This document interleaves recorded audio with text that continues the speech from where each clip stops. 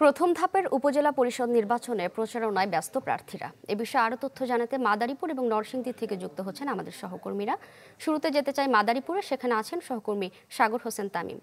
তামিম, মাদারীপুরে প্রার্থীরা কি কি প্রচারণা করছেন, প্রার্থী এবং ভোটারদেরকে কি কি প্রতিশ্রুতি দিচ্ছেন? 1, 2, 3 ঢাকায় জমি জিতে নিন 100% ক্যাশব্যাক সহ 20 কোটি টাকার পুরস্কার। জি রেনু, আসলে গতকাল আনুষ্ঠানিকভাবে যে প্রার্থীদের মার্কা দেওয়া হয়, এরপরে কিন্তু আনুষ্ঠানিক যে প্রচারণা সেটি কিন্তু প্রার্থীরা শুরু করেছে। গতকাল দুপুরের পর থেকেই কিন্তু আমরা লক্ষ্য করেছি বিভিন্ন পদে যে প্রার্থীরা রয়েছে, বিশেষ করে চেয়ারম্যান এবং ভাইস চেয়ারম্যান দুটি পদে, এই পদগুলোতে কিন্তু যারা প্রার্থী হয়েছেন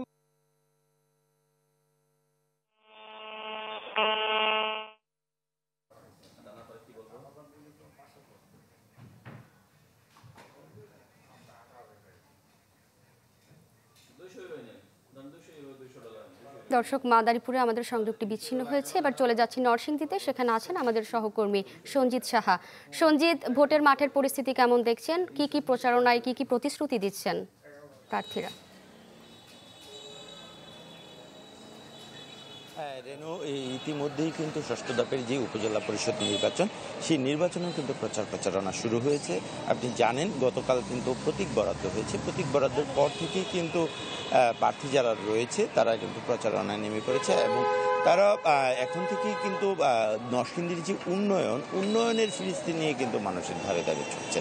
তো আপনি জানেন যে প্রচারণার খুব বেশি সময় হয়নি, কালকে থেকে তাদের প্রতীক বরাদ্দের পর প্রচারণা শুরু হয়েছে। ইতিমধ্যে তারা বেশ কয়েকটি উঠান বৈঠক করেছে এবং এলাকায় নিজ নিজ এলাকায় গণসংযোগ শুরু করেছে।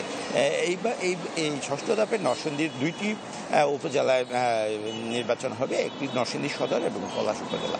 দুইটি উপজেলায় 7 জন চেয়ারম্যান প্রার্থী নির্বাচনে প্রতিদ্বন্দ্বিতা করছেন, 9 জন ভাইস চেয়ারম্যান প্রার্থী প্রতিদ্বন্দ্বিতা করছেন, একই সাথে 5 জন মহিলা ভাইস চেয়ারম্যান প্রার্থী প্রতিদ্বন্দ্বিতা করছেন। এই বছর দুইটি উপজেলায় প্রায় 7,20,000 ভোটার তাদের ভোট দেওয়ার কথা রয়েছে এবং প্রচারণার বিষয়টি যদি বলতে চাই, প্রচারণা শুরু হয়েছে এবং জোরে সোরে এই প্রচারণা চালাচ্ছে প্রার্থীরা। তো এই ছিল সর্বশেষ অবস্থা। সঞ্জিত, আপনাকে ধন্যবাদ। দর্শক, উপজেলা নির্বাচনের খবর জানছিলাম মাদারীপুর এবং নরসিংদী থেকে।